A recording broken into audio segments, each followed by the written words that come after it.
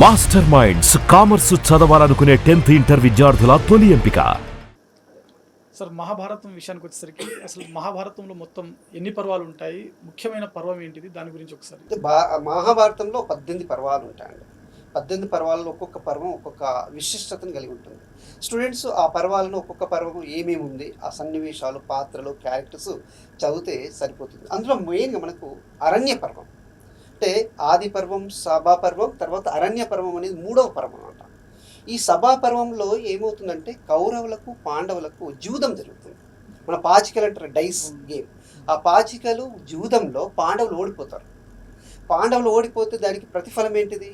12 సంవత్సరాలు అరణ్యంలోకి వెళ్ళిపోవాలి. అలా పాండవులు, ద్రౌపది, శ్రీకృష్ణుడు, చాలా మంచి మునులు కూడా, భీష్ముడు కూడా వీళ్ళతో పాటుగా అరణ్యంలోకి వెళ్ళిపోతారు. ఈ అరణ్యంలో వీళ్ళు చాలా నేర్చుకుంటారు, జీవితం నేర్చుకుంటారు, ధర్మం, అధర్మం, జ్ఞానం, అజ్ఞానం, చాలా మునులను, ఋషులను కలుసుకుంటారు. అలా అరణ్యంలోకి వెళ్ళిపోవడం వల్ల అసలు మహాభారతం యొక్క టర్నింగ్ పాయింట్ అనేది స్టార్ట్ అవుతుందని చెప్పచ్చు.